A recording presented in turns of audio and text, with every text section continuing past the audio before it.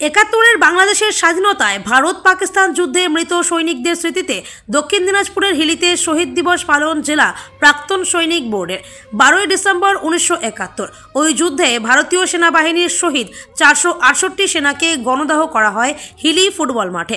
সেই সব শহীদদের স্মৃতিতে প্রতি বছর হিলি ফুটবল মাঠে শহীদদের স্মৃতিস্তম্ভে পুষ্পার্ঘ্য প্রদান করে শহীদ দিবস পালন করে সেনাবাহিনীর 202 ব্যাটালিয়ন এবং দক্ষিণ দিনাজপুর জেলা প্রাক্তন সৈনিক বোর্ড। এদিনের শহীদ দিবস উপলক্ষে উপস্থিত ছিলেন দক্ষিণ দিনাজপুর জেলা শাসক বিজেন কৃষ্ণা, 202 মাউন্টেন ব্যাটালিয়নের সেনা আধিকারিক এবং বিভিন্ন স্কুলের এনসিসি ক্যাডার ও ছাত্রছাত্রীরা।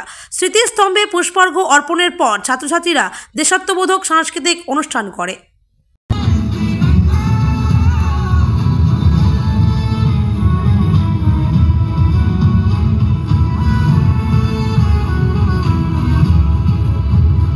স্বতন্ত্র প্রহরায় নিয়োজিত রয়েছে সীমান্তে বিএসএফ বাহিনী। কি বিষয়টা হয়? আচ্ছা, প্রথমত ধন্যবাদ, আপনারা এসেছেন এই দিনেও। আজকের দিনে 12 ডিসেম্বর 2024 আপনাদের আমন্ত্রণ। আজকে হিলি ওয়ার মেমোরিয়াল ডে, 54তম হিলি ওয়ার মেমোরিয়াল ডে। আজ থেকে 54 বছর আগে এই দিনেই এখানে যখন যুদ্ধ হয়েছিল তখন 6টি ব্যাটালিয়ন যুদ্ধে নেমেছিল। তার মধ্যে 8 guards, 5 Garhwal rifles, 22 Maratha lie, 5 and 6 Rajput এবং 100 ফিল্ড রেজিমেন্ট, এরা সবাই এসেছিলেন যুদ্ধ করতে। এবং তারা তাদের সৈন্য সামন্ত নিয়ে এসেছিলেন একটি নতুন দেশের সমর্থন করার জন্যে, কিন্তু প্রাধান্যতম তাদের দায়িত্ব ছিল ভারতীয় সেনার অধ্যক্ষটা দেখার।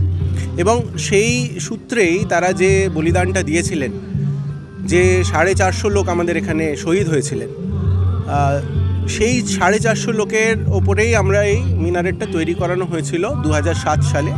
ইন্ডিয়ান আর্মি থেকে এটা বানানো হয়েছিল এবং প্রত্যেক বছর ইন্ডিয়ান আর্মি এখানে একটা কন্টিনজেন্ট পাঠান 12 তারিখে। আর এই পার্টিকুলার রেসপন্সিবিলিটিটা জেলা সৈনিক বোর্ডের দায়িত্বে থাকে যে আমরা এই প্রোগ্রামটা কন্ডাক্ট করাই, কারণ ইন্ডিয়ান আর্মি এবং স্টেট অ্যাডমিনিস্ট্রেশনের দুজনের মাঝখানে লিয়েজও করে যে কাজটা করাতে হয়, এবং প্রত্যন্ত পক্ষে এটা একটা ডিফিকাল্ট কাজ, কিন্তু প্রত্যেকবার এটা খুব ভালোভাবে হয়, সিমলেসলি হয়। গত বছর আমরা এখানে আমাদের ডিভিশনাল কমান্ডারকেও পেয়েছিলাম। এবছর আমরা সৈনিকবৃন্দদের মধ্যে একটু যারা অফিসাররা আছেন, সিনিয়র অফিসাররা আছেন, তারা আছেন, কিন্তু নেতৃত্ববৃন্দ হিসেবে তাদেরকে এবছর আর আমরা জ্বালাতন করছি না।